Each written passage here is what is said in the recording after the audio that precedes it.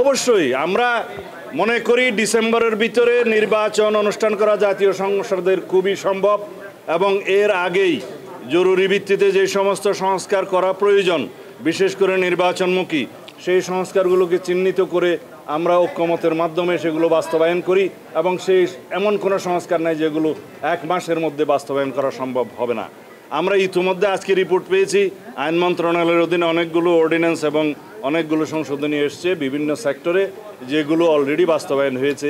আরও অনেকগুলো বাস্তবায়নের প্রক্রিয়ায় আছে, সেগুলো অর্ডিন্যান্সের মাধ্যমে করা সম্ভব, নির্বাহী আদেশের মাধ্যমে করা সম্ভব, এমনকি কিছু কিছু সংস্কার তো অফিস আদেশের মাধ্যমে করা সম্ভব।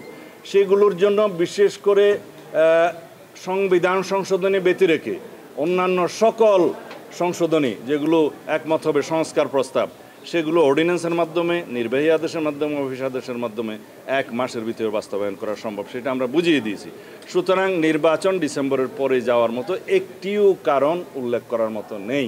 এই বিষয়টা আমরা বোঝাতে সক্ষম হয়েছি এবং আমরা আবারও অ্যাপ্রোচ করেছি এবং আজকের বক্তব্যে অধিকাংশ রাজনৈতিক দলের মধ্যে আমরা যেটা দেখলাম যে প্রায় সবাই ডিসেম্বরের আগেই নির্বাচনের জন্য তাদের প্রস্তাব আছে।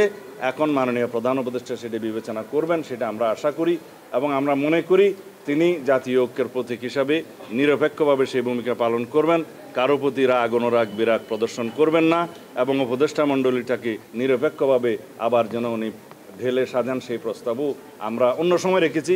আজকে আমাদের বক্তব্য যেহেতু অন্য বিষয় ছিল, সেই বিষয়টা আমি এখানে আজকে তুলি নেই। তবে আমরা মনে করি জাতি তার কাছে চূড়ান্ত নিরপেক্ষতা আমরা আশা করি।